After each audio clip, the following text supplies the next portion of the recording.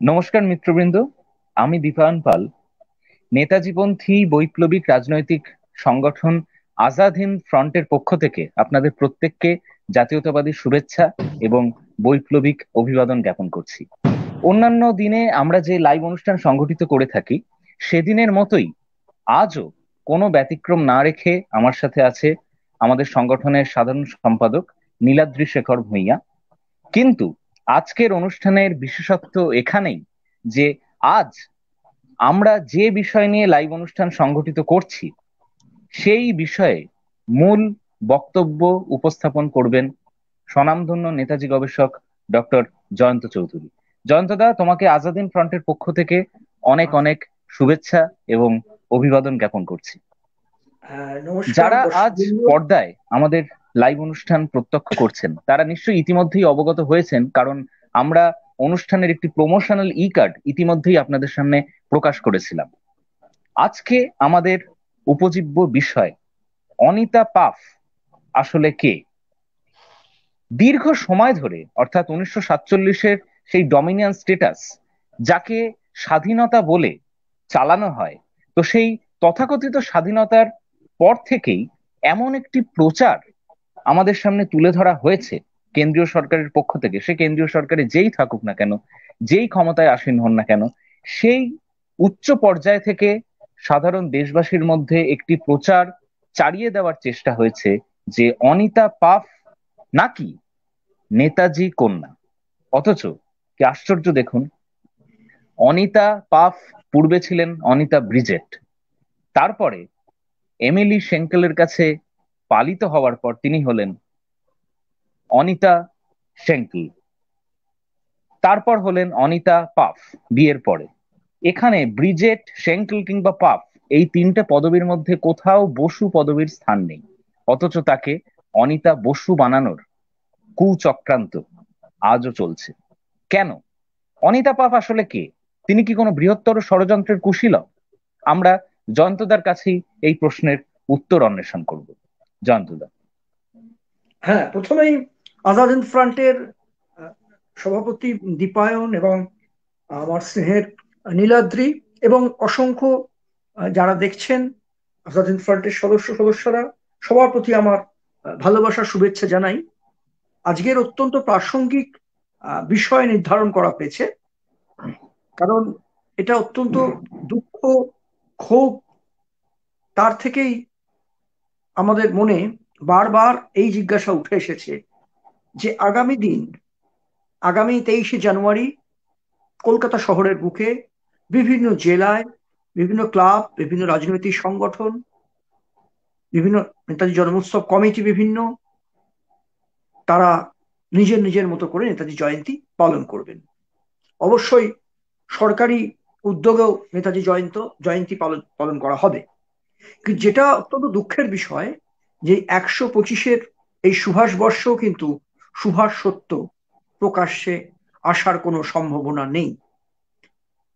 সুভাষ সত্য প্রকাশ্যে এলেও সরকারি জায়গায় মানুষের দরবারে সেই সত্যকে তুলে ধরবার যে আন্তরিক প্রয়াস বিভিন্ন নেতাজি অনুরাগী সংগঠন, বিভিন্ন বিদ্বজ্জন বা বেঙ্গল ইন্টেলিজেন্সিয়া যেটাকে বলা হয়, তাদের কিন্তু আমরা সেভাবে দেখতে পাচ্ছি না। নেতাজি সুভাষচন্দ্র বসু উত্তরপন্থী না দক্ষিণপন্থী ছিলেন, তিনি আহ কেন সাভারকারের প্রশংসা করেছেন কিংবা শ্যামাপ্রসাদ কেন প্রশংসা করেছেন সুভাষচন্দ্রের, এই নিয়ে কুটকাচালি তর্ক বিতর্ক নানা জায়গায় আমরা সোশ্যাল মিডিয়া দেখতে পাচ্ছি, নানা জায়গায়। এমনকি ভগবানজির ব্যাপারেও নানা তিনি আহ আহ, তার ব্যাপারেও অনেক নানা রকমের নতুন নতুন বিষয় আসছে। এমনকি নেতাজি সুভাষচন্দ্র বসুর বিষয়ে আমরা দেখতে পাচ্ছি যে আহ, কোথাও কারোর ভাইপোর গল্প, কাকা জ্যাঠা, এইসব নাতি নাতনি, এনাদের নানা রকমের গল্প পল্লবিত হচ্ছে মেইন স্ট্রিম মিডিয়ায় এবং সোশ্যাল মিডিয়ায়।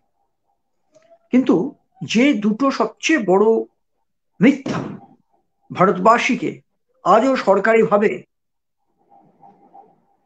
স্থাপন করে সরকারিভাবে প্রচার করা হচ্ছে বিভিন্ন সমাজের বিভিন্ন আঙ্গিকে, সেইটার প্রতিবাদ নেতাজি অনুরাগী যারা সত্যিকারের, যারা নেতাজি নিয়ে কিছু করতে চান, যারা আগামী দিনে নেতাজি গবেষণায় আসতে চান, যারা নেতাজি নিয়ে কাজ করতে চান, তাদের কিন্তু সোচ্চার হওয়ার সময় এসে গেছে। প্রথমেই বলি, এই অ্যানিটার গল্পটা কিন্তু দেশভাগের পরে হাজরা পার্কে যখন বিনয় বাদল দীনেশের আত্মোৎসর্গের একটা স্মৃতিতে অনুষ্ঠান হবে, সেখানে যে সেই বিগ ফাইভ ছিলেন কংগ্রেসের, তার মধ্যে তুলসী গোস্বামী, তিনি কিন্তু দ্ব্যর্থহীন ভাষায় বলেছিলেন নেতাজির বিবাহের গল্প রচনা হয়ে গেছে, শুধু রটনা হতে বাকি আছে। এবং তার কিছুদিনের মধ্যেই যে বেঙ্গল ভলেন্টিয়ার্স, সুভাষবাদী জনতা, বিশ্বজিৎ দত্ত, মেজর সত্যগুপ্ত ইত্যাদি উদ্যোগে যে বিশাল একটা ফোর্স ছিল, তারা তীব্র প্রতিবাদ করেছিল। এবং মনে রাখতে হবে, সময়টা হচ্ছে 1960 সালের ডিসেম্বর এবং জানুয়ারি, এবং এই সময়টাই কিন্তু উত্তরবঙ্গে যে শারদানন্দজি, প্রথম শৈলমারীর সাধু, তিনি অবস্থান করছেন, এরকম একটা গুজব বা রিউমার শুরু হয়েছে মেন স্ট্রিম মিডিয়ায়। হয়তো তাকে তখন কিন্তু ভগবানজির ব্যাপারটা আসেনি কোথাও, এবং তাকে কাউন্টার করবার জন্যই হঠাৎ এই বিবাহের গল্প শুরু হলো। প্রথমে বলা হয়েছিল 8 বছরের পুত্র আছে, পরে যখনই এটা বেনারসের ফরওয়ার্ড ব্লকের নেতা রামগতি গাঙ্গুলি চিঠি লিখে জানতে চাইলেন, এটা লখনৌ থেকে বেরিয়েছিল 49 এর পেজে পত্রিকায়, সনমার্গে, তখন শরৎ বোস লিখেছিলেন যে আপনি সম্পূর্ণ এই ধরনের মিথ্যা কথা অবজ্ঞা করুন, ইগনোর করুন। তার পরবর্তীকালে আমরা জানি কিছু আর বেরোয়নি, প্রকাশ্যে কিছুই এলো না। 50 সালে হঠাৎই শরৎ বসু মারা গেলেন। তারপর পরের বছরই আমরা দেখছি তার স্ত্রী বিভাবতী বসু এবং একটি দৈনিক সংবাদপত্র, সেই সময় আনন্দবাজার পত্রিকা, খুব বড় বড় করে একটা বাংলায় সুভাষচন্দ্রের লেখা চিঠি এবং উপরে প্রকাশ করলো, আমার অসম্পূর্ণ কাজ সম্পূর্ণ করুক আমার কন্যা, এই নেতাজি বিবাহিত।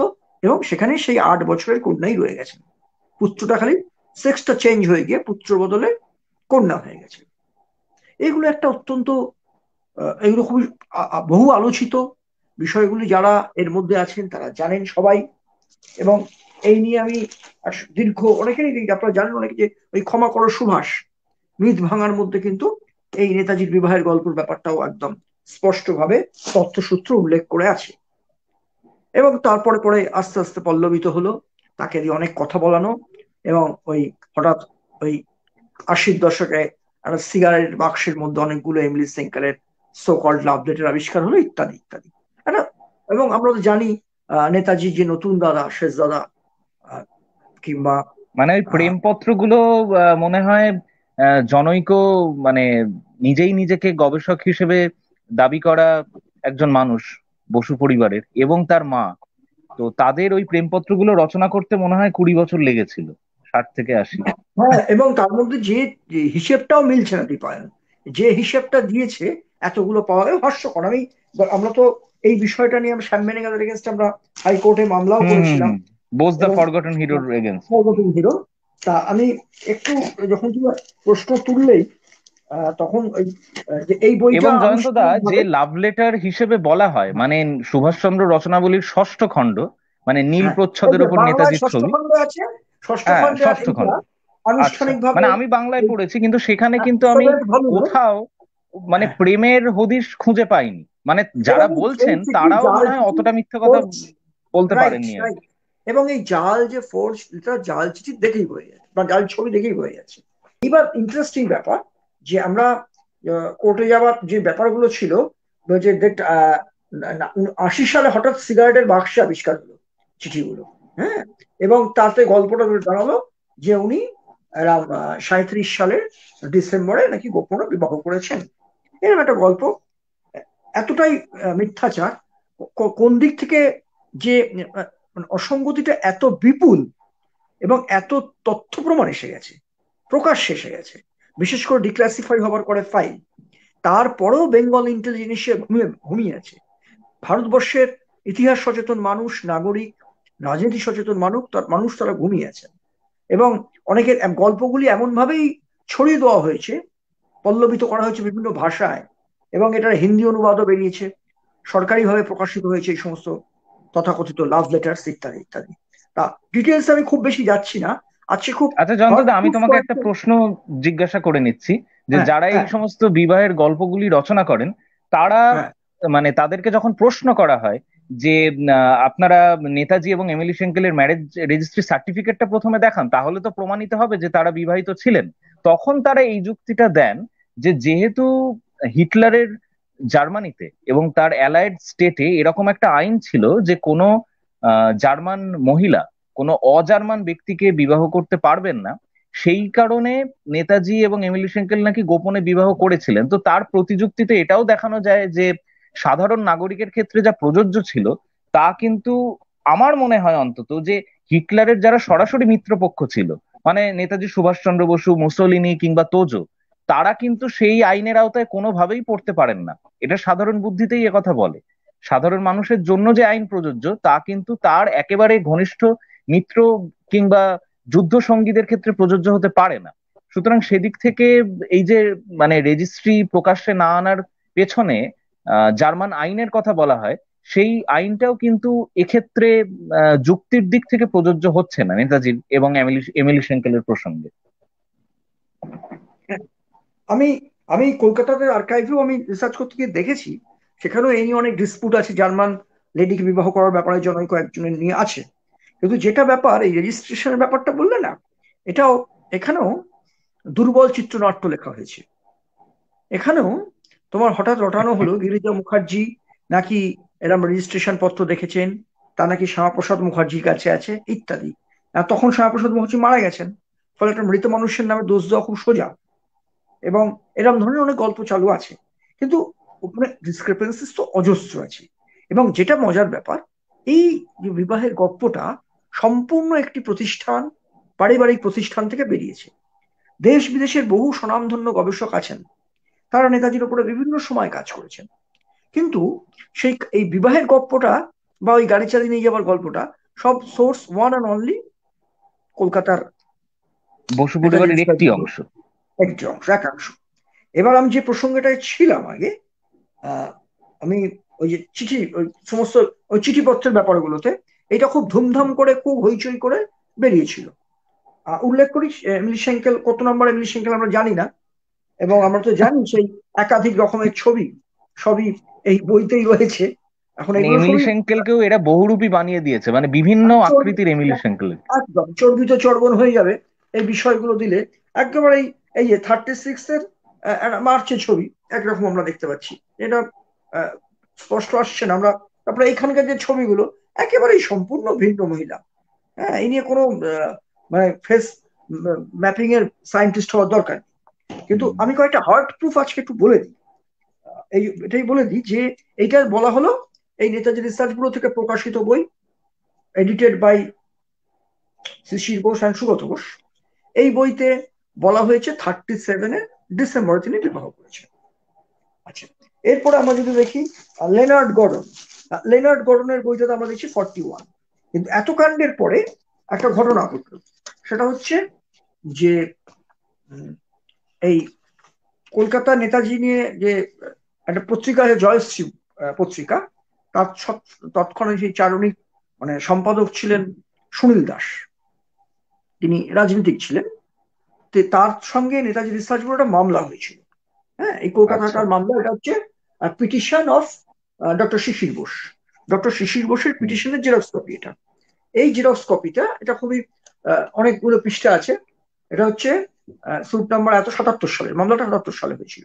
কি Netaji research bureau versus Netaji research bureau, doctor Shishir Bose versus Jayshree Prakashan Sunil Das.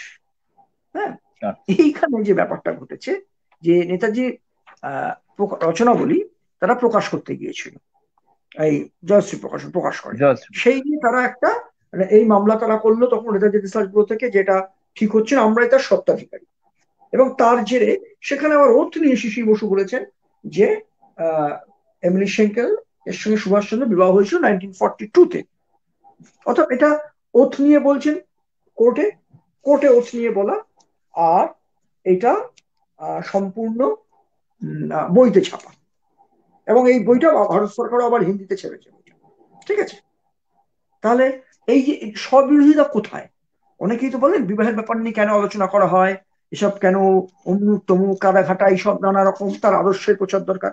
এত বড় একটা মিথ্যাচার হয়েছে, এরকম কংক্রিট বিদ্রোহী। প্রমাণ রয়েছে আমাদের হাতে, তাদেরই পাবলিকেশনস এর প্রমাণ আছে। এরপরে দেখা গেল যে ওই সময় তো জয়শ্রী প্রকাশন ভার্সেস নেতাজি রিসার্চ ব্যুরোর যে মামলার কথা বললাম, এর পরবর্তীকালে আমরা দেখব যে আমি তখন ওই রাইটার্স বিল্ডিং এ তখন ওদের রিসার্চ আর্কাইভটা ছিল, আচ্ছা স্টেট আর্কাইভ। এবং তখন নেতাজির উপরে পিএইচডির কাজ করছি, প্রচুর ফাইল পত্র ঘাটাঘাটি করছি, বিভিন্ন অরিজিনাল ফাইল যেগুলো নেতাজির উপরে। 39 এর হোম পলিটিক্যাল একটা বিখ্যাত ফাইল দেখলাম 1939 এর। তাতে তো অন্যান্য অনেক ডকুমেন্টস, নেতাজির উপরে ডকুমেন্টস পাওয়া গেছে আমার থিসিস রিলেটেড এবং অন্যান্য বিষয়। কিন্তু যেটা সব চমৎকৃত করেছিল আমাকে, হঠাৎ দেখলাম যে এই চীনে যাওয়ার আবেদনপত্র করছেন, এটা ওদেরই দেওয়া কপিটা, এন্ডোর্সমেন্ট পাসপোর্টের জন্য, যে এবং তিনি নাম সুভাষচন্দ্র বোস, লিখেছেন প্লেস কটক ইত্যাদি ইত্যাদি, whether married or single, single, address 30/2 Elgin road, occupation alderman, Calcutta corporation, author and journalist, countries to be visited China. এবার নেম অফ স্পাউস ইত্যাদি পেন্সিল করে স্পাউসটাকে ক্রস করে দেওয়া, হ্যাঁ। এবার তলায় যে তারিখটা, 23 নভেম্বর 1939, 23 নভেম্বর 1939 সুভাষচন্দ্র বসু নিজের ডিক্লারেশন। তাহলে 1937 এর গল্পটা এখানে মিথ্যে হয়ে যায়। এইবার তাহলে নেতাজি তো অসত্য কথা বলছেন না। একদম। অন্যদিকে আমরা দেখতে পাচ্ছি যে নেতাজি রিসার্চ ব্যুরোর যে সুশীল বোস, তিনি একবার বলছেন 42, একবার বলছেন 37, অন রেকর্ড। এগুলো এগুলো তো আমরা বানাইনি, নেতাজি গবেষকরা কেউ বানাইনি। এইটা আচ্ছা, আমার তাহলে জয়ন্ত দা, পরবর্তীকালে এটাও কি হতে পারে যে যতদিন পর্যন্ত না এই খবরটা প্রকাশিত হয়েছে প্রকাশ্যে, তার আগে পর্যন্ত 37-এর গল্পটা প্রচার করা হয়েছে, যেই দেখা গেছে যে সালটা 39 আছে, নেতাজি স্বয়ং 39-এ বলছেন, তখন 37-কে 42 করা হয়েছে। আরেকটা বলি, তোমার এই অনুষঙ্গেই বলি, 1944-এ হ্যাঁ একটি চিঠি পাওয়া যাচ্ছে টোকিও ক্যাডেটস এর, নেতাজি লিখছেন, তাতে এক জায়গা লিখছেন তিনি, I have no son of my own, আমার কোনো সান অর্থাৎ পুত্র সন্তান, সন্তান নেই। এটাকে আমরা সান হিসেবে পুত্র। ওই চিঠিটা প্রকাশ্যে আসার পরেই আজাদ হিন্দের লেটার হেডে লিখিয়েছিল যে তোমরা মাতৃভূমির জন্য যুদ্ধ করতে যাচ্ছ, শুভেচ্ছা জানিয়েছেন। কম বয়সী টোকিও ক্যাডেটস উনি শুভেচ্ছা জানাচ্ছেন। তাতে একটা লাইনে আছে, I have no son of my own. এইটাকে রাতারাতি ওই জন্য ডটারটা, সান ছেলে ছিল 8 বছরের, যেটা সনমার্গের হুম গল্প হুম। ছিল, পাল্টে হয়ে গেল ছেলে, ডটার। এই মেয়ে। এই যে ব্যাপার, এই যে মিথ্যাচার, ব্যভিচার, অন্যায়। এবার আমি এটার বিরুদ্ধে আমরা মামলায় গেছিলাম, এবং পরবর্তীকালে এটার জন্য আমাকে প্রায় 6 মাস ওয়েট করতে হয়েছিল, প্রসিডিংস মেনটেন করে। দেখার পরে তো উত্তেজিত হয়ে পড়েছিলাম, কিন্তু তখন তো নিতে পারবো না। প্রসিডিউর টাকা জমা দিয়ে অ্যাপ্লিকেশন করে ওই ফাইলটা কপি পেয়েছিলাম। তাতে এইটা ছিল অত্যন্ত গুরুত্বপূর্ণ, আরো অনেক চিঠিপত্র তাতে ছিল, সেগুলো চীনে যাওয়ার জন্য চিঠিপত্র ইত্যাদি ইত্যাদি পাওয়া গেছে। এইবার যেটা ইম্পর্টেন্ট ব্যাপার, সেটা হচ্ছে তাহলে একটা দিকে আমরা দেখতে পাচ্ছি। এবার যদি আমরা দেখি, আচ্ছা এটা কি সরাসরি আমরা ফেসবুকে সবাই দেখতে পাচ্ছি এটা? হ্যাঁ, আমি এবার একটু নীলাদ্রিকে বলবো যে আমাদের চ্যাট বক্সটা একটু দেখতে, যে যারা আমাদের অনুষ্ঠান দেখছেন তারা কোনো প্রশ্ন করেছেন কিনা। তারা যদি কোনো প্রশ্ন করেন তাহলে সেটা তুই জয়ন্তদাকে সরাসরি বল। আচ্ছা, একজন ফেসবুক ইউজার নামে প্রশ্ন করেছেন যে জয়ন্তদার লেখা একটু জোরে ক্ষমা বল, করো একটু জোরে সুহাস। বল, আমার কথাটা শোনা যাচ্ছে না শুধু। হ্যাঁ হুম। হ্যালো, শোনা যাচ্ছে? হ্যাঁ হ্যাঁ হ্যাঁ। হ্যাঁ হ্যাঁ হ্যাঁ। হ্যাঁ, আমি বলছি ফেসবুক ইউজার্স এখানে দেখাচ্ছে, নামটা দেখাচ্ছে না। উনি কোশ্চেন করেছেন কেউ একজন, যে জয়ন্তদার লেখা যে বইটি আছে ক্ষমা করো সুহাস, ওটা কি এখন অনলাইনে অর্থাৎ ফ্লিপকার্ট বা অ্যামাজনে অ্যাভেলেবল আছে? হ্যাঁ হ্যাঁ, তো যতদূর জানি আছে, অবশ্যই আছে। হুম, দু জায়গাতেই আছে। যতদূর জানি আছে। আচ্ছা, এবার যেটা হার্ড প্রুফ আরো কিছু দেখো, কারণ অনেকেই তো আমাদের যারা বুদ্ধিজীবী, যারা নেতাজি নিয়ে গবেষণা করছেন, চর্চা করছেন, কাউকে অশ্রদ্ধা করছি না, কিন্তু একটা ক্ষোভের জায়গা কাজ করে যে এত বড় মিথ্যাচারটা চলছে। আমরা ঢাকঢোল পিটিয়ে দেখলাম, সুভাষ বর্ষ শুরু হলো জানুয়ারি 23 তারিখ থেকে, এত জাতীয় আন্তর্জাতিক কমিটি হলো, নানা কমিটি, বিখ্যাত বিখ্যাত লোকেরা আছেন, সমস্ত স্বনামধন্য বিশিষ্ট বুদ্ধিজীবী মানুষজন আছেন। কিন্তু আমরা কি স্রেফ ওই মিথ্যাচারটাকে আরো পল্লবিত করবার জন্য এটাকে চলবে? এই জায়গাটা আমার প্রশ্ন, যে শুধুই কি মিথ্যাচার করবার জন্য? যদি এবং আমরা কেন্দ্রের দেখি, নেতাজি এনকোয়ারি মানে নেতাজির জন্য যে কমিটি গঠন করা হয়েছে নেতাজি বর্ষ উদযাপনের জন্য, সেখানেও অনিতা পাফকে নেতাজি কন্যা হিসেবে yes, রাখা হয়েছে। হ্যাঁ, এই জায়গাটা দিয়ে আসতে যাচ্ছিলাম আমি, যে হাই পাওয়ার কমিটি হলো, সেখানে যে মান্যতাটা জওহরলাল নেহরু দেননি, গোপনে গোপনে টাকা সাহায্য করেছেন, কিন্তু দেখা সেটাই যাচ্ছে প্রকাশ্যে এরা। যে, এবং যে দুটো বড় মিথ্যাচার হয়ে গেল, একটা হচ্ছে নেতাজি এয়ার ক্র্যাশে মারা গেছেন, এইটা এখনো সরকারি মান্যতা, সরকারি স্ট্যান্ড পয়েন্ট, স্টিল নাও, এই 2021 সাল চলছে। হুম, যেহেতু আর মুখার্জি কমিশনের প্রসিডিংসটা এখনো বিজেপি গ্রহণ করেনি, বিজেপি নেতৃত্বাধীন সরকার গ্রহণ করেনি। কেন্দ্রের সরকার গ্রহণ করেনি। হুম। এবার যেটা আমরা দেখছি, যে অনেকেই বলেন এটা পারিবারিক বিষয়। আমরা যখন মামলা করেছিলাম, তখনও এই নেতাজি আহ, অনিতার অনিতার যে বার্থ সার্টিফিকেটটা ডিক্লাসিফাইড ফাইলে মাননীয় প্রধানমন্ত্রী প্রকাশ করেছেন, এর জন্য তাকে ধন্যবাদ। সেখানে কিন্তু দেখা যাচ্ছে যে সেখানে অনিতার বাবার নামের জায়গা ফাঁকা, মায়ের নাম এমিলি ক্যারোলিন সেঙ্কেল।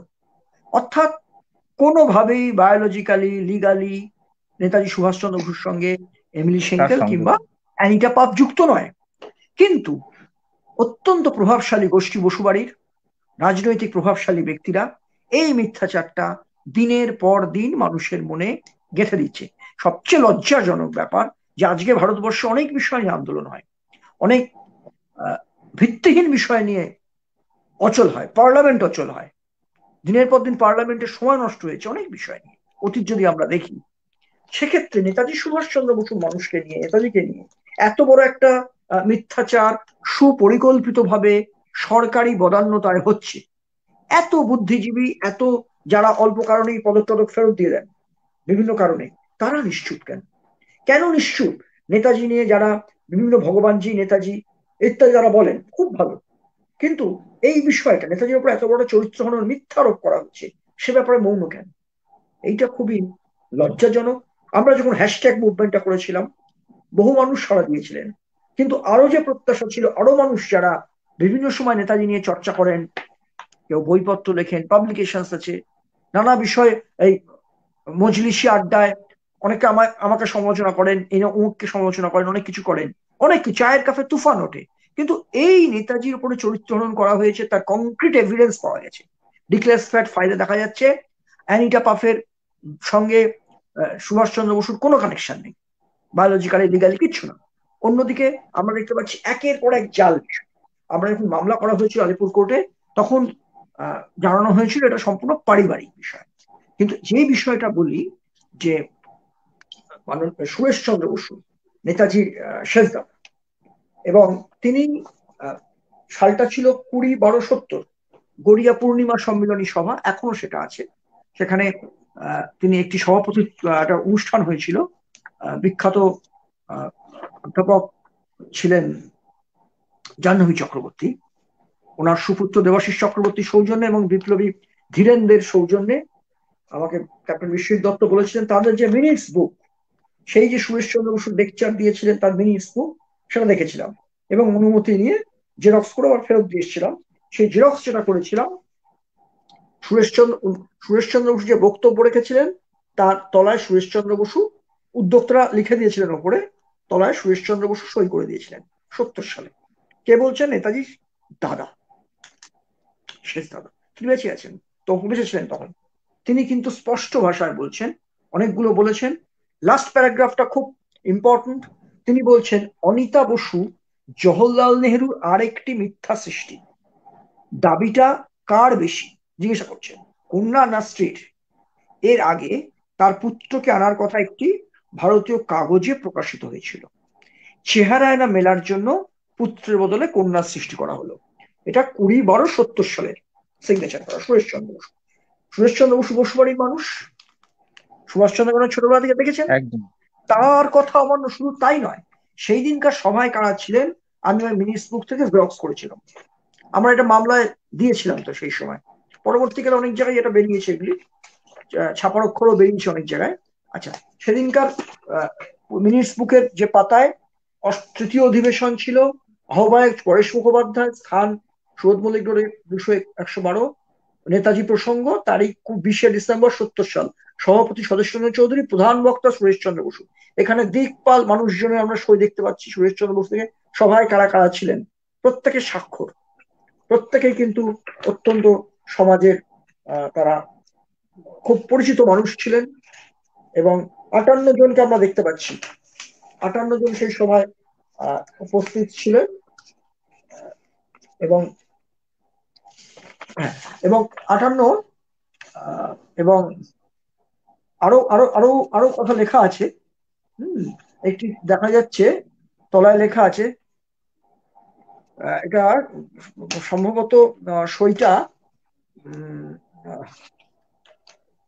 কার বোঝা যাচ্ছে না, বিশ্বজিৎ দত্ত বা দীনেশ দাসের। তলায় যেটা লেখা আছে যে সাপ মারতে হলে লাঠির দরকার, মনসা পুজোয় সাপ মারে না, এরকম একটা কোট করা রয়েছে। আরো কিছু কথা লেখা আছে, পরে আমি এগুলো নিশ্চয়ই প্রকাশ করবো। এটা নেতাজি তো একসময় বলেছিলেন, অহিংসা প্রসঙ্গেই বলেছিলেন। এটা কিন্তু কোট করা রয়েছে, উইদিন কোটেশনের মধ্যে, তোমার আচ্ছা, স্বাক্ষরটা ঠিক হ্যাঁ হ্যাঁ, কোটেশনেই থাকবে। কোটেশন করা রয়েছে। অর্থাৎ তাহলে দেখাচ্ছে বোস বাড়ি থেকে লিখিত ভাবে এগুলো একদম ডকুমেন্টেশন রয়েছে যে নেতাজি সুভাষচন্দ্র বসু নয়, আরো আরো অনেকে, আমি যদি কানেক্ট করতে পারতাম তারা নিশ্চয়ই আরো বহু তথ্য আমরা বলতে পারি, কিন্তু অনেক আলোচনা দীর্ঘ হয়ে যাবে। তাহলে একটা কংক্রিট এভিডেন্স নিয়ে যেগুলো কথা যদি আমরা বলি এইটা। আর একটা যেটা বলি, আমি তো ওই ক্ষমা করা সুভাষে বলেওছিলাম, ওই যে চিঠিগুলো, যে চিঠিটা সম্পূর্ণ, যে বাংলা চিঠির গল্পটা এতদিন চলে আসছে, দেশ বিদেশে যত নেতাজির জীবনী লেখা হচ্ছে সেখানে এই মিথ্যার জায়গায় বলা হচ্ছে ফ্যামিলি তার মেজদাদাকে একটা চিঠি দিয়েছিলেন, সেই চিঠিতে তার বিবাহের কথা স্বীকার করেছেন। কোথায় এই চিঠি?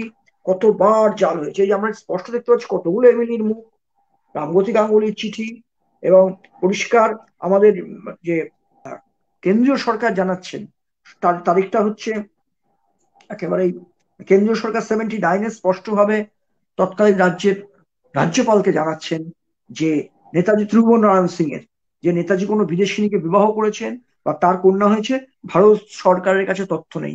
মিনিস্ট্রি অফ হোম অ্যাফেয়ার্স জানাচ্ছে। তারপরেও এই নোংরা, এই মিথ্যাচার চলছে নেতাজিকে। অথচ ভগবানজি পরবর্তী সময়ে তো একদম দ্ব্যর্থহীন ভাষায় বলেছিলেন যে চিঠিটা ফর্জারি, এবং আমি কোনোদিন আমার দাদাদের বাংলায় চিঠি লিখতাম না। বিস্ময়ের ব্যাপার, তিনি ওখানে বলেছিলেন সব ঠিক, কিন্তু এতদিনই বাদ ছিল, মানে উনি বলেছেন টেক্সচুয়াল দিক থেকে মিস্টেক আছে, বুঝতে পারছি সবই, কিন্তু স্পেলিং মিস্টেক, এই যে আমি দেখিয়ে দিচ্ছি এতগুলো, তিনবার এক চিঠি 3বার জাল করা হয়েছে। হয়েছে কলকাতা, হ্যাঁ কলকাতায় করা হয়েছে। সঙ্গত কারণে নামটা উল্লেখ করছি না আমি, কিন্তু এই যে একের পর এক বানান ভুল সংশোধন করা হয়েছে, একই লেখা 3-4 বার লেখা হয়েছে, এগুলো প্রকাশ্যে এসেছে। এগুলো তো আমি ফার্স্ট এই আমার বইটাতেই দিয়েছি এটা। এবং তারপরেও তো দেখতে পাচ্ছি যে যে ঢেউটা ওঠার দরকার ছিল প্রতিবাদের, সে ঢেউ কিন্তু ওঠেনি। যারা তুলতে পারতেন নানাভাবে তাদেরকে নিশ্চুপ করে দেওয়া হয়েছে। কেউ এবং জয়ন্তদা, আমরা তো বরাবর এটা প্রকাশ্যেই বলে থাকি যে আজাদ হিন্দ ফ্রন্ট রাজনৈতিক সংগঠন, কিন্তু তুমি যেহেতু কোনো রাজনীতির সঙ্গে যুক্ত নও, তাই তোমাকে যখন আমরা অতিথি হিসেবে আনি, তাই আমরা সচেতনভাবেই কোনো রাজনীতির প্রসঙ্গ তুলি না বা উত্থাপন করি না। কিন্তু তা সত্ত্বেও একটি বিষয় সত্যের খাতিরে আমাদের বলতেই হচ্ছে, তুমিও নিশ্চয়ই এটা লক্ষ্য করেছো যে বসু বাড়ির অন্যতম সদস্য জনৈকা বসু, যিনি এই ধরনের এই এয়ার ক্রাশের তত্ত্ব কিংবা নেতাজি ও এমিলি সেঙ্কেলের বিবাহ তত্ত্বে আজীবন শিলমোহর দিয়ে গেছেন, এবং আরো স্পষ্ট ভাষায় বলতে গেলে যে নেতাজিকে অকাল মৃত বলে প্রমাণ করার চেষ্টা করেছেন। তিনি যখন সদ্য প্রয়াতা হলেন, সেই সময় কিন্তু মাননীয় মুখ্যমন্ত্রীর নির্দেশে গান স্যালুটের মধ্যে দিয়ে তার শেষকৃত্য সম্পন্ন হলো। অথচ তার কয়েকদিন বাদেই জাস্টিস মুখার্জি যখন পরলোক গমন করলেন, অন্তরিক্ষে বিলীন হলেন, তখন কিন্তু জাস্টিস মুখার্জি অর্থাৎ মনোজ মুখার্জির শেষকৃত্যে কোনো রকম সরকারি ব্যবস্থাপনা থাকেনি। অথচ এই বিমান দুর্ঘটনার মিথ্যে রটনাকে বাতিল করার ক্ষেত্রে জাস্টিস মুখার্জির অবদান বৈপ্লবিক। তো এই বিষয়টাকে তুমি কিভাবে দেখছো? একজন বিপথগামী মানুষের মৃত্যু সততই দুঃখের, কিন্তু একজন বিপথগামী মানুষের মৃত্যুতে গান স্যালুটের মধ্যে দিয়ে তাকে সম্মাননা জ্ঞাপন করা হচ্ছে, অথচ একজন সম্মানীয় বিচারপতি যিনি বিমান দুর্ঘটনার মিথ্যা তত্ত্বকে সম্পূর্ণ বাতিল করে দিয়েছিলেন এবং একটি বৈপ্লবিক সম্ভাবনার দ্বার উন্মুক্ত করেছিলেন, তাকে অপাঙ্ক্তেও তার অন্তরালে আচ্ছাদিত করা হলো। তো এর নৈতিক দায় কি মাননীয় মুখ্যমন্ত্রীকেও নিতে হবে না? যিনি নিজেকে নেতাজি অনুরাগী বলে দাবি করেন? জয়ন্ত এটা এটা দুটো দিক আছে, দুটো দিক, ঠিকই বলেছ।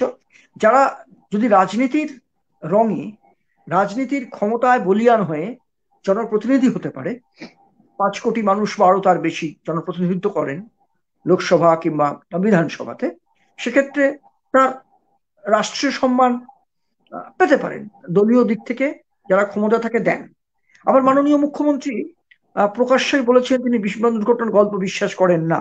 কিন্তু দুর্ভাগ্যের হলো সত্য যে অনেক তাদের চাপানো তথ্য, হ্যাঁ, সেটা কিন্তু সরকারি লেভেলেও পড়ানো হচ্ছে, যার সত্যতা নিয়ে অজস্র প্রশ্ন আছে, বিতর্ক আছে, মহানিষ্কমন থেকে অনেক কিছু। শুধু তাই নয়, যে নেতাজি রিসার্চ ব্যুরো, যেখানে গবেষকদের অবাধ যাতায়াত হতে পারত, সেটা কুক্ষিগত হয়ে গেছে।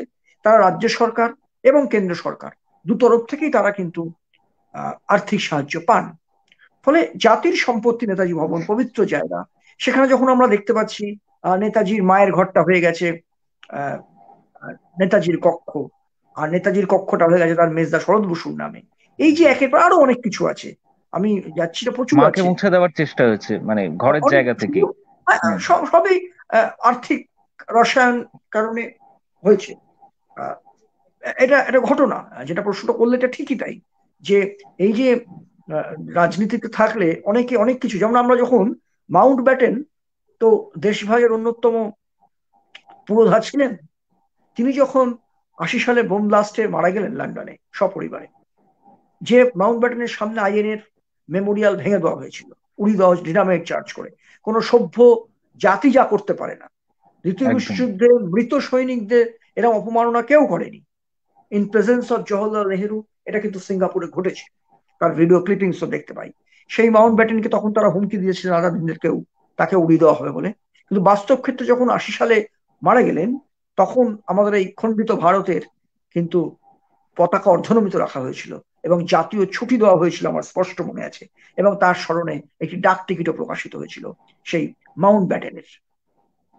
না, ফলে ডমিনিয়ন কান্ট্রির কাছ থেকে এর থেকে বেশি মনে হয় কিছু আমরা রাইট, প্রত্যাশা করতে রাইট। পারি না। আমি আরেকটা দেখাই প্রমাণ, যে নেতাজি যুদ্ধকালীনে অত্যন্ত তার ডায়েরি লিখতেন, ডায়েরিতে ইম্পর্টেন্ট ডেট গুলো আছে, যেমন 36 আছে, 38, 39-এ প্রেসিডেন্ট হচ্ছেন, রিইলেক্টেড হচ্ছেন, 39-এ নতুন পলিটিক্যাল পার্টি করছেন, 40-তে জেল অ্যারেস্ট ইত্যাদি, 40-তে লিখেছেন।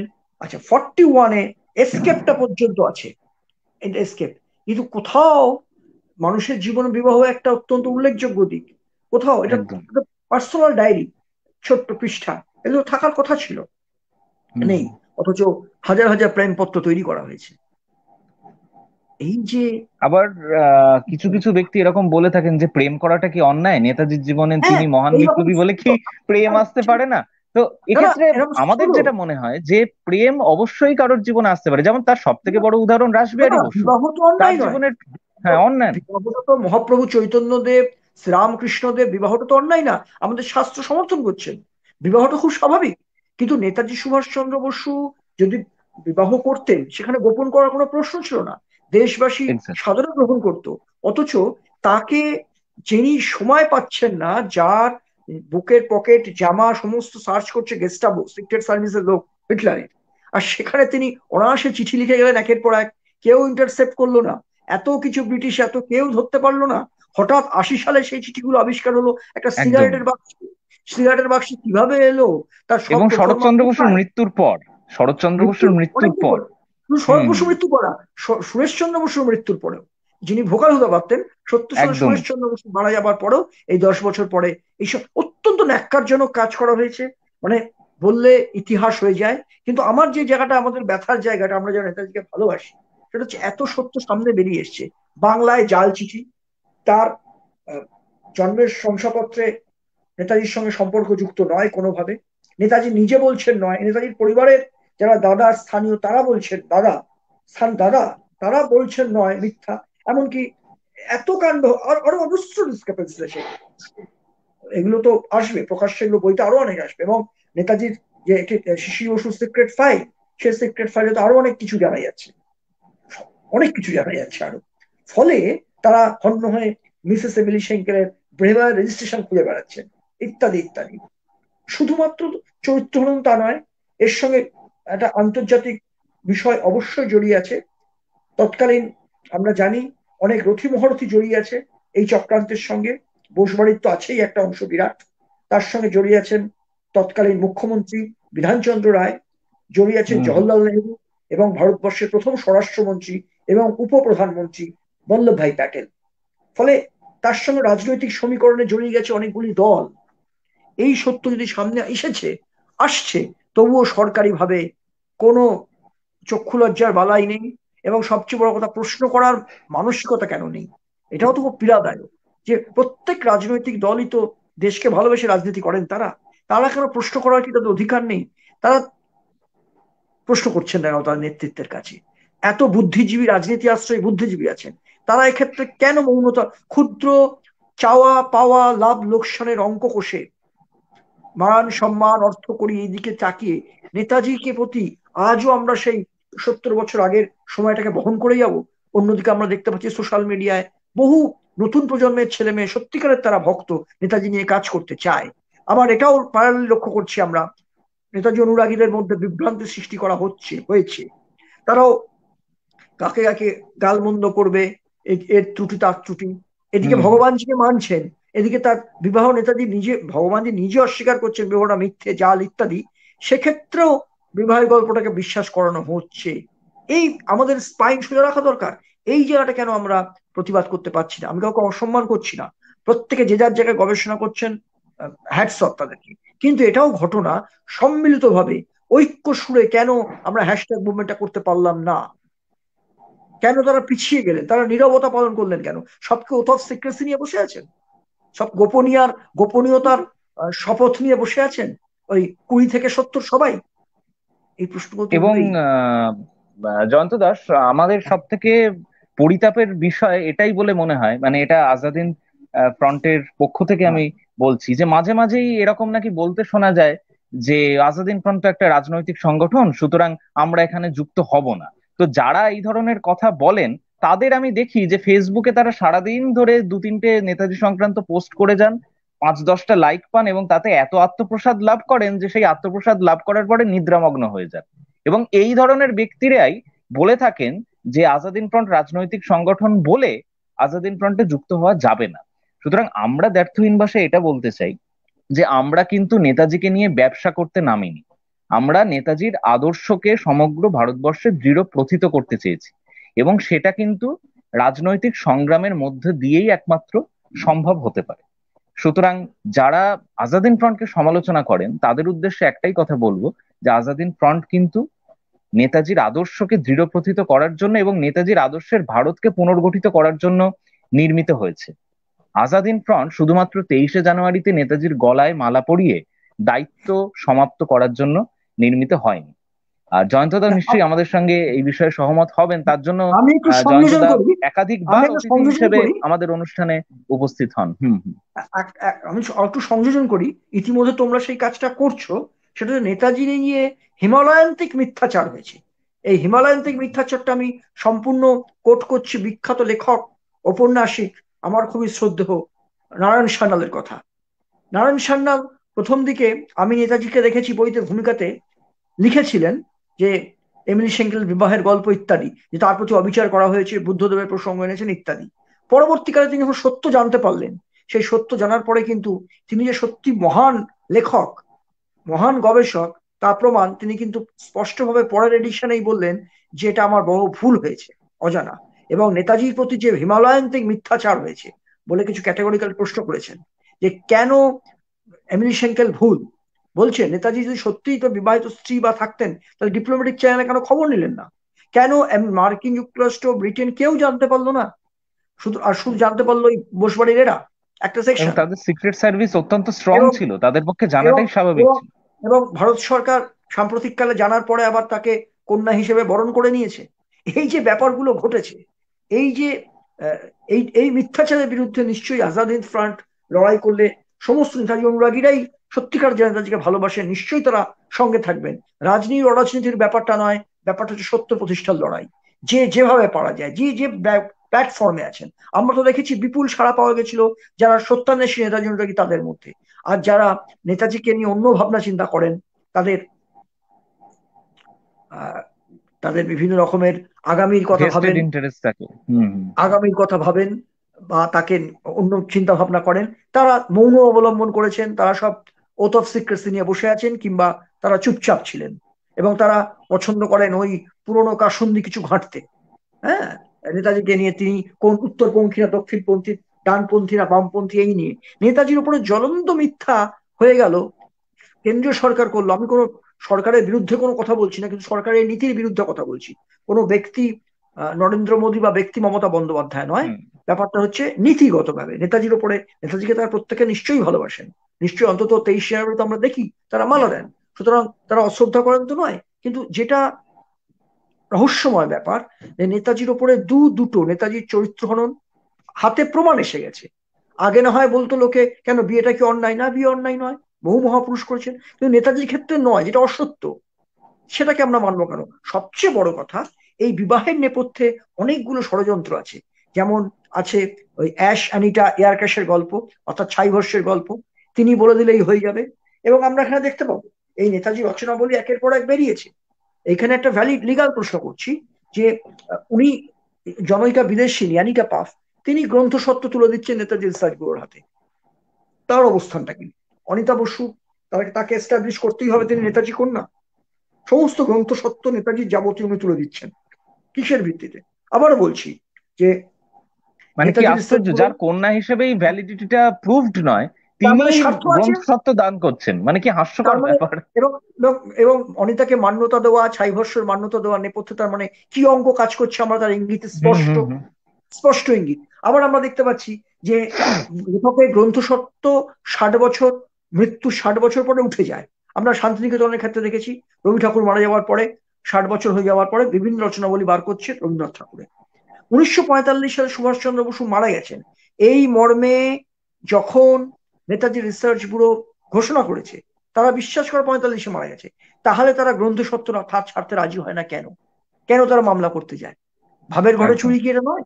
সম্পূর্ণ ভাবের ঘরে চুরি। এবং আমাদের এখানকার বিদ্বজ্জন পণ্ডিত মানুষ, তারা নানা, সবাইকে আমি বলছি না, কেউ ব্যক্তিগত ভাবে নেবেন না কখনোই, আমি অশ্রদ্ধা কাউকে করছি না, কিন্তু আমি কিছু কিছু ক্ষেত্রে দেখি তো ফেসবুকে অনেকে রে রে করে উঠছেন কোনো একটা, যখন সে অতীত দিনের বহু স্বনামধন্য লেখক, তারা তথ্য প্রতুলতার কারণে তাদের কাছে ডিক্লাসিফাইড ফাইল ছিল না, তারা শিশির বসুর গল্প আর এমিলি সেঙ্কেলের গল্প, এয়ারকেশের গল্প লিখেছেন বইতে।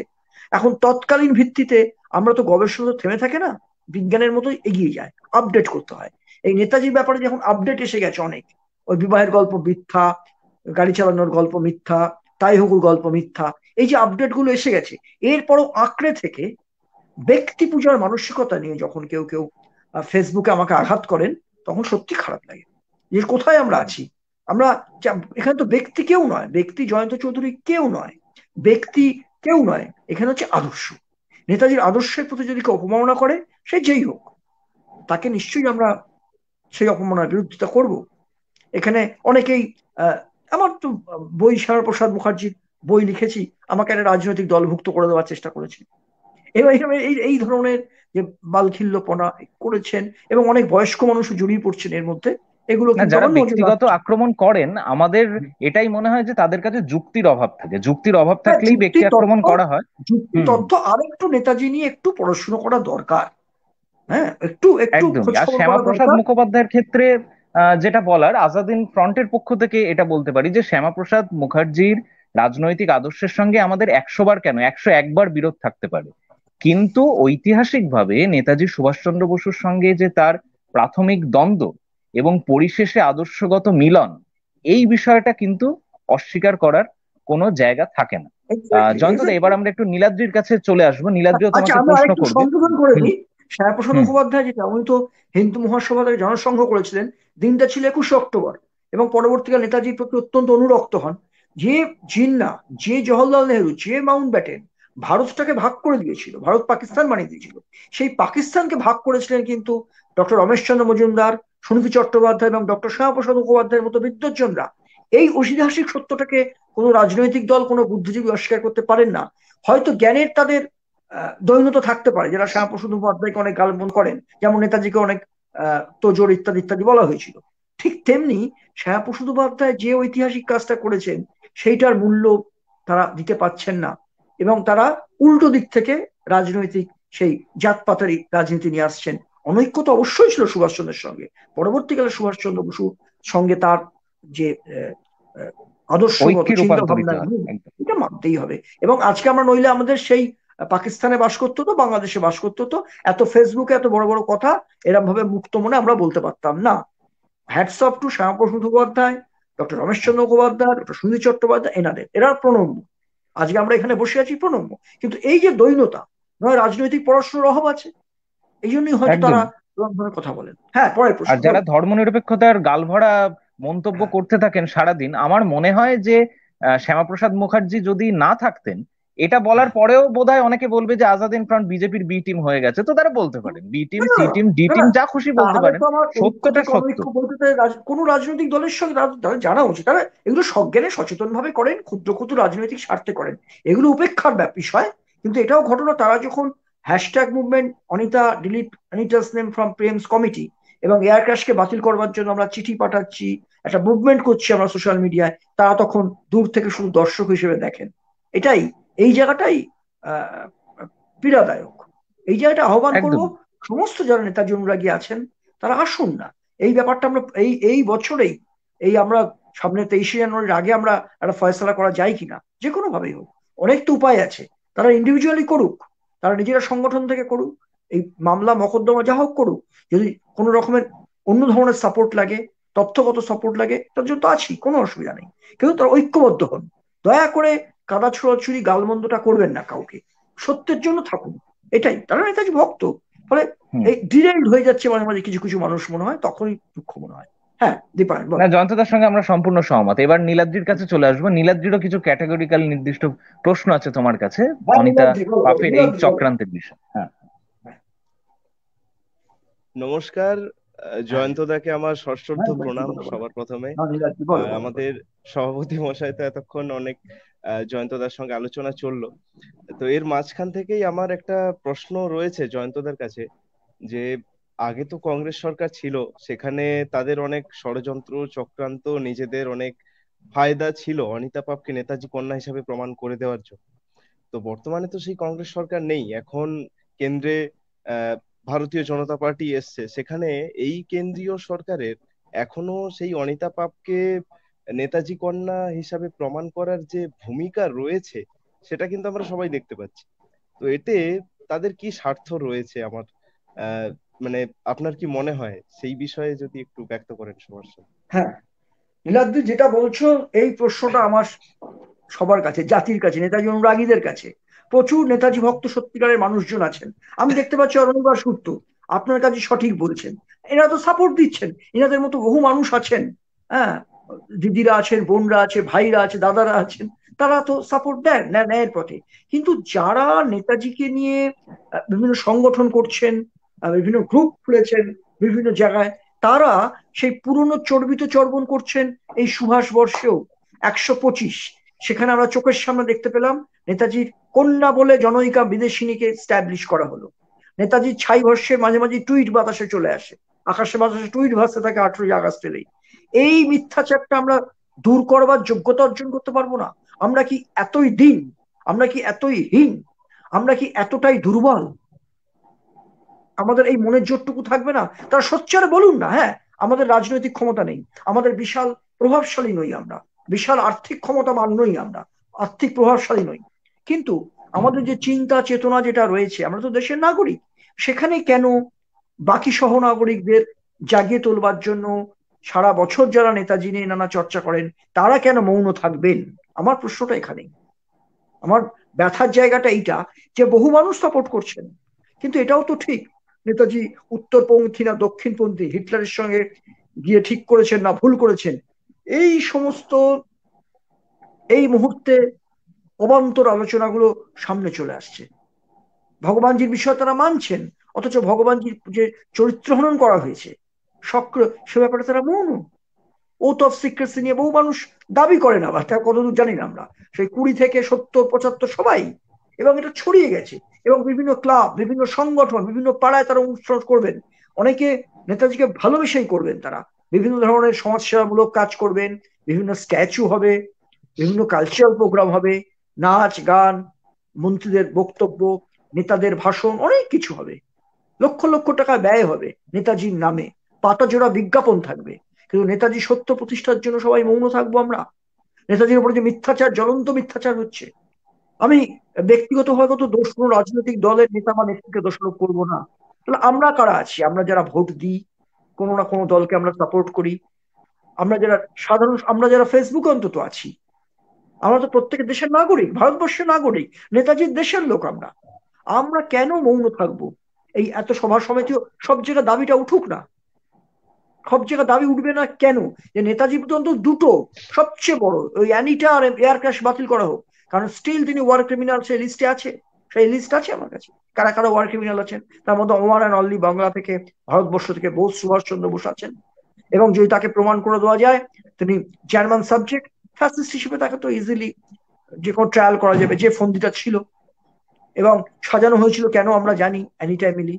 যদি সুভাষচন্দ্র বসু স্বনামে প্রকট হতেন, আর সেক্ষেত্রে আমরা জানতে পারতাম। সেক্ষেত্রে মাই লর্ড উনি বলতেন বিচারককে, যিনি আমার হাজবেন্ড নন, ইনি ইম্পোস্টার, ইনি জালি। এনাকে জেলে রাখা হতো, শ্যামাপ্রসাদ মুখোপাধ্যায়ের মতো হত্যা করা হতো। নেতাজি সুভাষচন্দ্র বসুর ব্রেনটা তো আইসিস এর ব্রেন, তিনি অনেক কিছুই জানতেন। এখন ভগবানজি নিয়ে নতুন নতুন প্রায় প্রতিদিন বিভিন্ন সময় বিভিন্ন চ্যানেল, ইউটিউব বিভিন্ন জায়গায় দেখছি অনেক সত্য মিথ্যা, অনেক গল্প, অনেক কিছু আসছেন, অনেক প্রত্যক্ষদর্শী ভগবানজি নিয়ে অনেকে অনেক কিছু বলছেন, বিভিন্ন জন বলছেন নানা রকম সত্যি মিথ্যা মিলিয়ে। এবার ঘটনা হচ্ছে যে এই সত্যটার প্রতি কেন আসছে না, যে সত্য তথ্য আমাদের হাতে আছে, কংক্রিট এভিডেন্স আছে। এমিলি অ্যানিটা নেতাজির সঙ্গে লিগালি বায়োলজিক্যালি যুক্ত নন।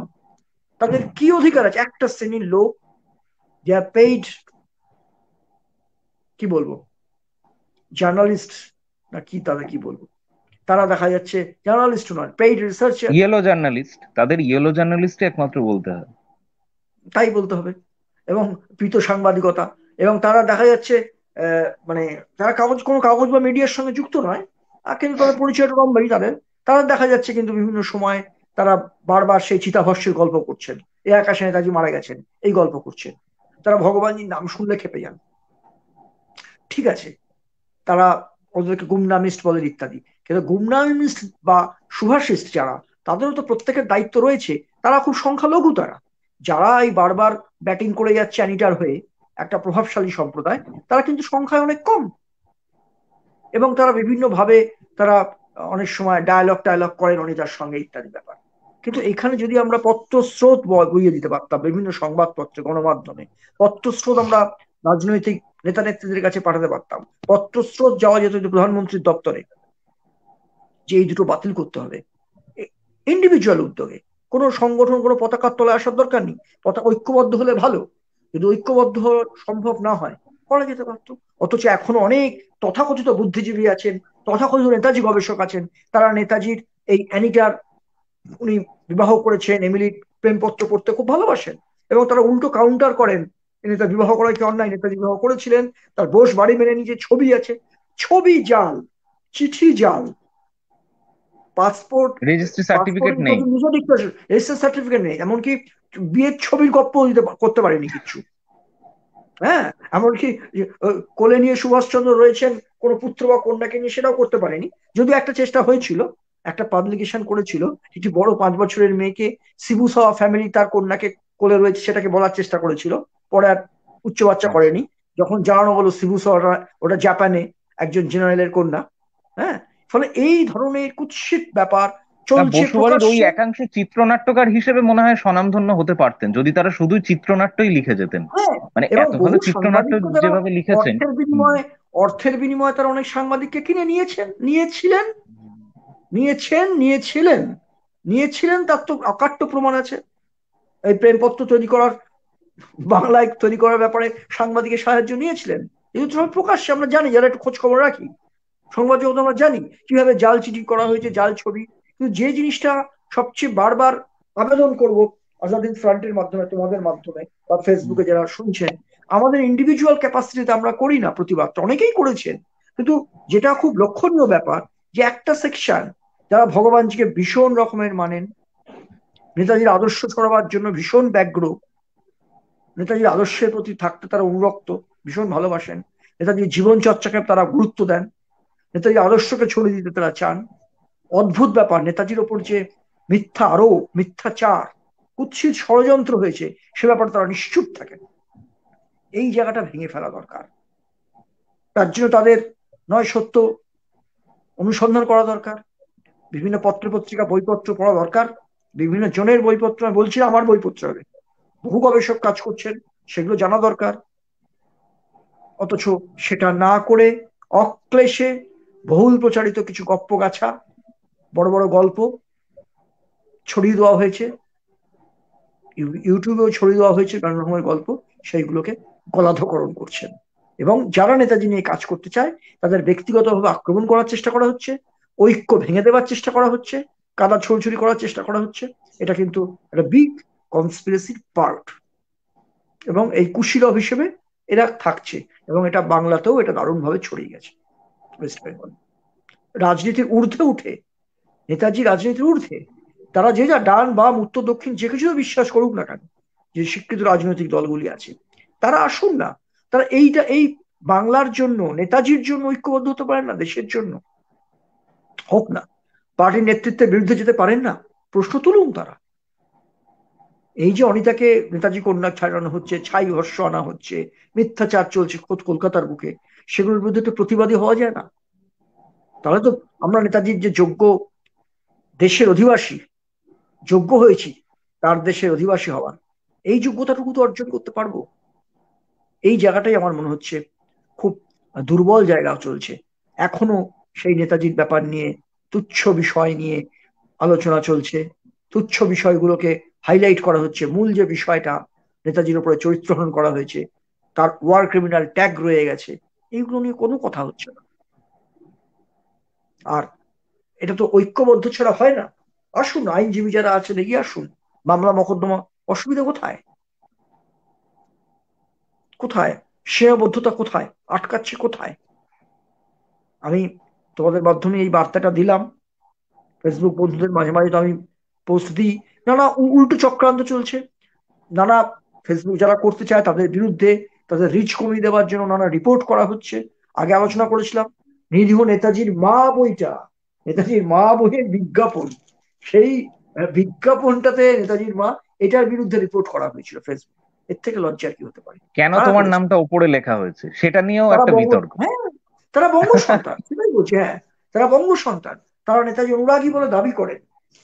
ফলে নেতাজি অনুরাগী বহু মানুষ আছেন যারা লেখা পড়ছেন, তাদের ফিডব্যাক পাচ্ছি, আমি সমৃদ্ধ হচ্ছি তাদের ভাবনা চিন্তায়। তারা এবং ফেসবুকে বহু জেনুইন সত্যিকারের মানুষজন আছেন, নেতাজিকে তারা ভালোবাসেন, অন্তর থেকে ভালোবাসেন। তাদের একটা একটা কমেন্টসে চোখে জল চলে আসবে, এই নেতাজির মা এবং ক্ষমা করো সুভাষ। আমাকে হোয়াটসঅ্যাপে অনেকে জানিয়েছেন, ইনবক্সে অনেক কমেন্টস পাই, এগুলোর কোনো মূল্য নেই। এগুলোর জন্য আমাকে যারাই নিন্দামন্দ করুক কিচ্ছু না, আমি চার্জড হয়ে যাই। এবং আমি মনে করি যারা সত্যিকার নেতাজি অনুরাগী তারা আসুন না, ব্যক্তি ইগো ছেড়ে দিন, ব্যক্তি এক্স ওয়াই জেড বাদ দিন, কেউ না, ব্যক্তি এখানে কেউ না, ইমেটেরিয়াল। আমরা ঐক্যবদ্ধ হই, যে যেখানে আছেন, যে যেতে বিশ্বাসী করুন, যে মতে বিশ্বাস করুন, ভগবানজি তত্ত্বে বিশ্বাস করুন না করুন, সোভিয়েত তত্ত্বে বিশ্বাস করুন, কোনো ক্ষতি নেই। অন্য কোনো, কিন্তু এই এয়ার ক্র্যাশটা যে মিথ্যা, রানিটা যে মিথ্যা, এটা কিন্তু হাতে কংক্রিট প্রমাণ এসে গেছে। বিভিন্ন রাষ্ট্র, ভারত সরকার একমাত্র এই অ্যানিটা আর এয়ার ক্র্যাশকে মান্যতা দিয়েছেন। আমি জাপানিজ ফাইল দেখবো, যে সেই জাপানিজ ফাইলেও কিন্তু এয়ার ক্র্যাশটা হয়নি বলা হচ্ছে, ইউকের ফাইলেও দেখা যাচ্ছে এয়ার ক্র্যাশটাকে তারা কেউ মানেনি। এগুলো আমি পরপর ওই স্বল্প কথায় সুভাষ সত্যি এবং নিশ্চয়ই তুলে তাইওয়ান সরকারের রিপোর্টে তো পরিষ্কার বলা হয়েছে যে সেদিন কোনো এয়ার ক্র্যাশই হয়নি একদম। এবার একটা একটা সেকশন সুবিধাবাদী সেকশন তাদের আমি, আর নেতাজি তো কোনো বিশেষ পরিবার বললে ভুল হয়ে যাবে, বসু পদবী হলেই তো সম্ভব না। ফলে নেতাজি সবার, ফলে তারা যদি এতটা, তাদেরকে মান্যতা দেওয়া হচ্ছে সবসময় অমুক বংশীয় বলে, এটাও খুব যে নেতাজির প্রতি, আজাদহিন্দদের প্রতি অবিচার করা হচ্ছে। আমরা জানি নেতাজির সঙ্গে জড়িয়ে আছে আজাদ হিন্দের হাজার হাজার শহীদ এবং শহীদের পরিবার। শুধু তাই না, শহীদ কেন, যারা সর্বস্ব হারিয়েছিল জীবনের, যারা পঙ্গু হয়ে গেছে, জনজাতি উপজাতি, হিন্দু মুসলিম শিখ ঈসাই সবাই, যাদের এই ভারতবর্ষে খণ্ডিত ভারতে ঠাঁই হয়নি, পাকিস্তানে চলে যেতে হয়েছে, তাদের কথা তো ভাবতে হবে। যারা পেনশন পায়নি, যারা মারা গেছে না খেতে পেয়ে, এগুলো তো বাস্তব। গুলিতে ফাঁসিতে অজস্র মারা গেছে, তাদের স্মৃতিতে কতটুকু রক্ষা করেছে রাষ্ট্র? তাদের স্মৃতিতে কোথায় কতগুলি তাদের নামে স্মৃতি স্তম্ভ করে তোলা হয়েছে, তাদের রাষ্ট্রীয় সম্মান দেওয়া হয়। 21শে অথচ অক্টোবর তো নীরবে চলে প্রথম গেল। বিশ্বযুদ্ধে এবং দ্বিতীয় বিশ্বযুদ্ধে যারা ব্রিটিশ ইন্ডিয়ান আর্মির পক্ষে লড়াই করেছিল, সেই বিশ্বাসঘাতক এবং দেশদ্রোহীদের কিন্তু অমর জওয়ান জ্যোতিতে খুব স্বাগত জানানো হয় বছরের পর অ্যাবসলিউটলি, বছর। মানে এটাও আইরনি অ্যাবসলিউটলি। অফ ফেট। দিল্লিতে আমরা যখন দেখি যে কাছে গিয়ে যদি দেখি আমরা, ইন্ডিয়া গেট বিরাট বড়, শহীদ জ্যোতি জওয়ান ঘোষ, কাছে গিয়ে দেখা যাবে প্রথম বিশ্বযুদ্ধে যারা ব্রিটিশের হয়ে লড়েছিল তাদের শহীদ, তাদের জন্য কেন ভারতবর্ষের নামে একটা কিছু করা যেত না? আমাদের নীলগঞ্জেই তো রয়েছে একটি শহীদ পার্ক, করা যায় না? কিচ্ছু করা হয়নি। জাতির কি এইটুকু দায়িত্ব নেই? 21শে অক্টোবর, যেটা প্রকৃত অর্থে ভারতবর্ষের স্বাধীনতা দিবস করা উচিত, প্রকৃত অর্থে। একদম। 21শে অক্টোবর 11টি রাষ্ট্রনায়ক সমর্থন করেছিল ভারতবর্ষকে, ভারতবর্ষের প্রথম অস্থায়ী সরকারকে, আজাদ হিন্দ সরকারকে। সেদিনটা নীরবে চলে গেল। এটা তো লজ্জার ব্যাপার। এই এই এই আত্মবিস্মৃত জাতি এই জায়গাতে গেলে বাংলা কি ভুলে যাবে? বাংলার কোনো রোল থাকবে না? বাংলা মানে কি? বাংলা তো বুদ্ধির জন্য বিখ্যাত, অনেক মনীষার সৃষ্টি, মনীষী এবং মনীষার জন্য বিখ্যাত।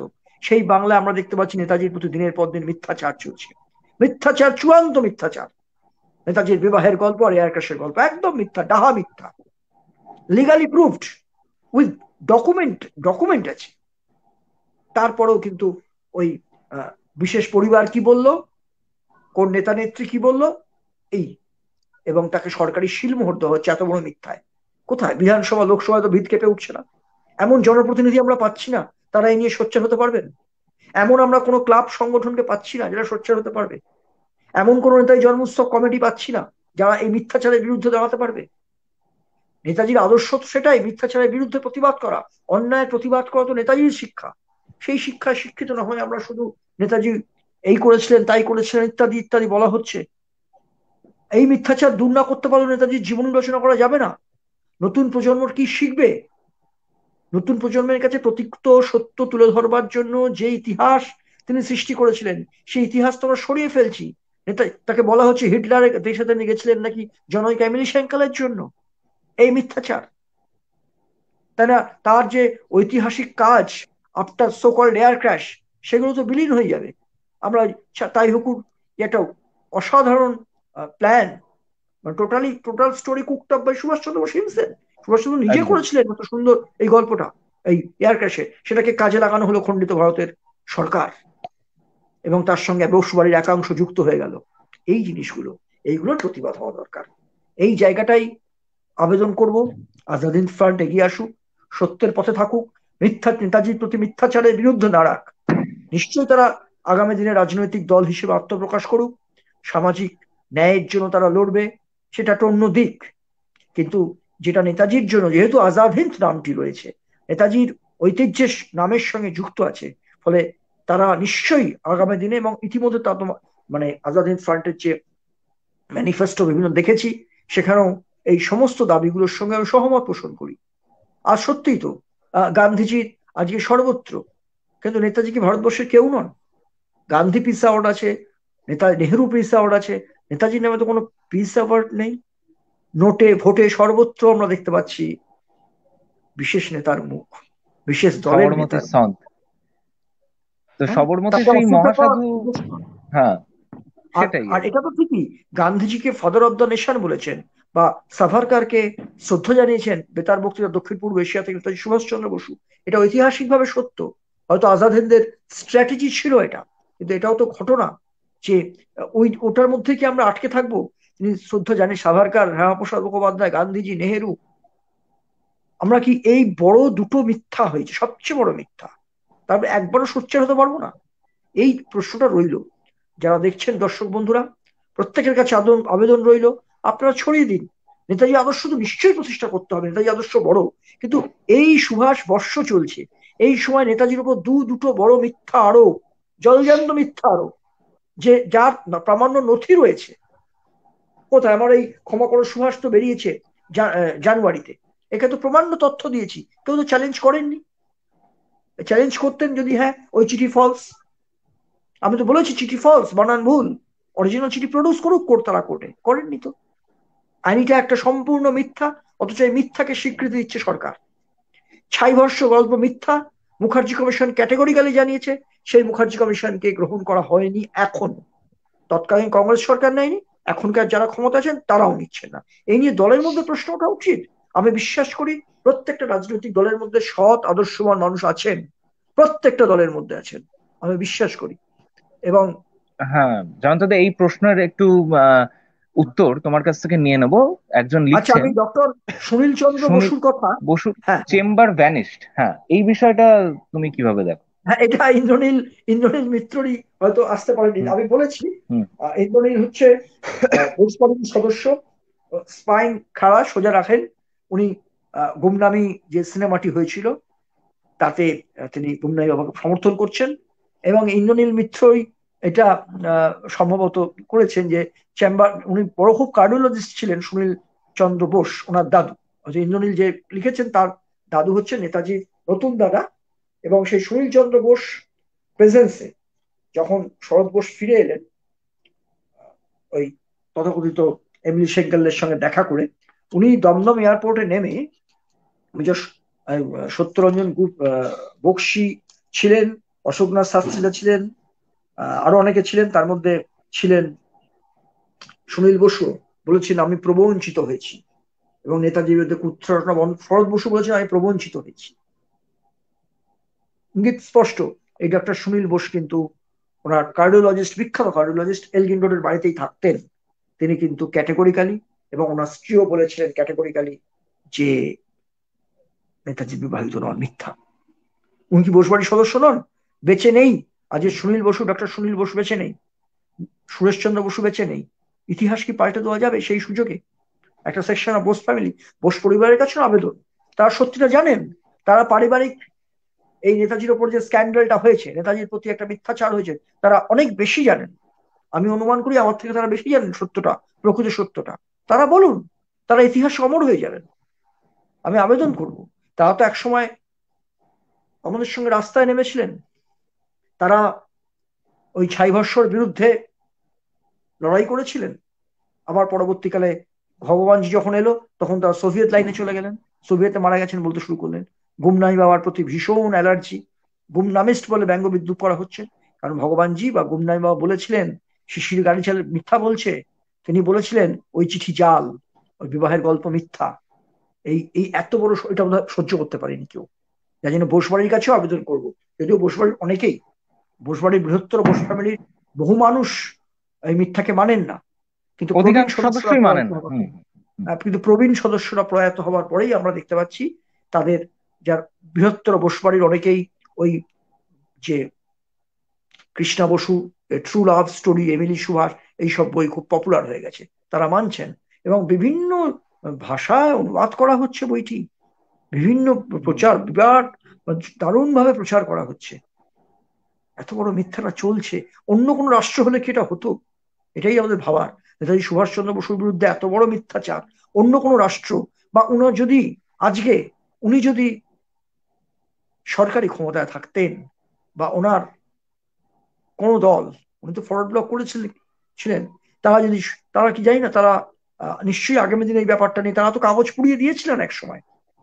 আনন্দবাজার পত্রিকায় নেতাজির বিষয়ে, চরিত্রহনন বিষয়ে কুৎসিত লেখা হয়েছিল, তার প্রতিবাদ করে আনন্দবাজার পুড়িয়ে দেওয়া হয়েছিল, মামলা মোকদ্দমা হয়েছিল।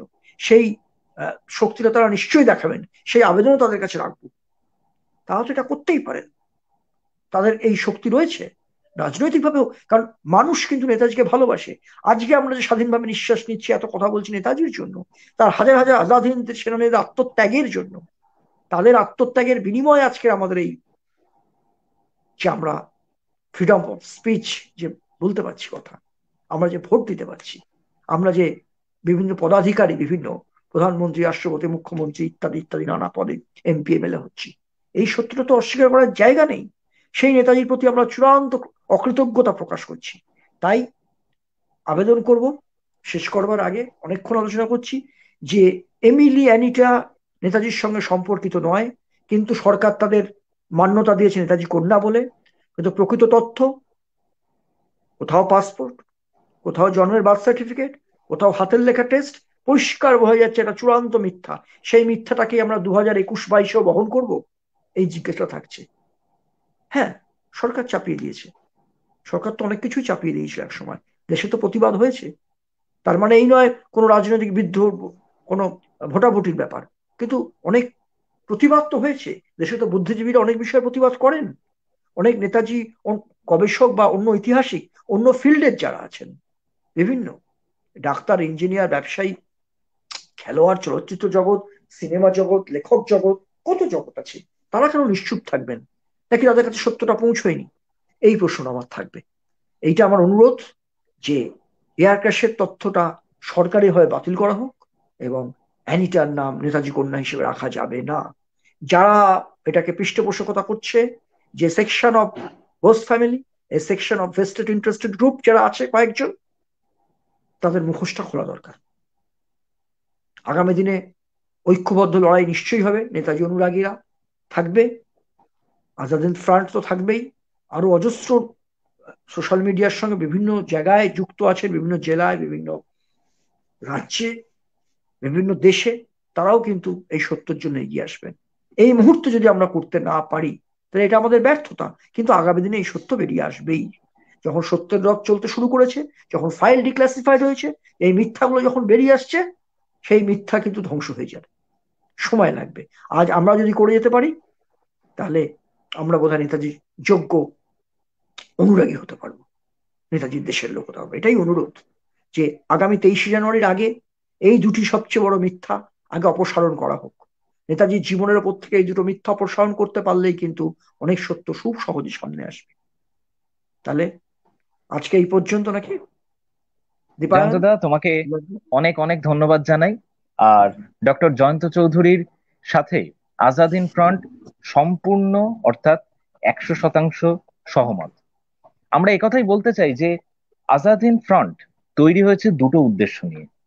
এক, নেতাজির বিরুদ্ধে ধারাবাহিকভাবে যে চক্রান্ত চলে আসছে এবং নেতাজি যে বৈষম্য, যে বঞ্চনা, যে অপাঙ্ক্তেয়তার শিকার হয়েছেন, সেই গভীর বিপথগামী তমসাকে ছিন্ন করে নেতাজিকে তার প্রাপ্য সম্মান ফিরিয়ে দেওয়া। আর দুই, নেতাজি যে আজাদ হিন্দ সরকার প্রতিষ্ঠা করেছিলেন, যে আজাদ হিন্দ সরকার আন্তর্জাতিকভাবে স্বীকৃত অথচ বর্তমান ভারত সরকার দ্বারা অস্বীকৃত, সেই আজাদ হিন্দ সরকারকে আবার পুনঃপ্রতিষ্ঠা করা। এই দুটি লক্ষ্য যদি সমাধা কোনোদিন আজাদ হিন্দ ফ্রন্ট করতে পারে, তাহলে সেটিই হবে নেতাজির প্রতি আজাদ হিন্দ ফ্রন্টের একমাত্র ঐকান্তিক শ্রদ্ধার্ঘ।